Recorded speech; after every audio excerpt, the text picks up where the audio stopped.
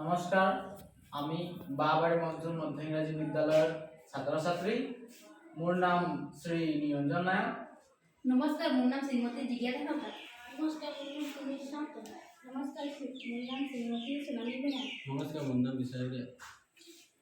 আমি বিকশিত ভাৰতৰ অধীনত এটি প্ৰকল্প তৈয়াৰ কৰিছোঁ।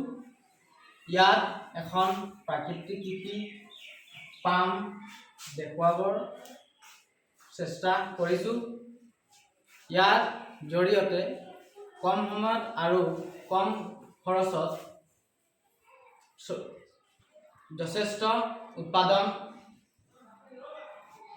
কৰিবলৈ সক্ষম হ'ব।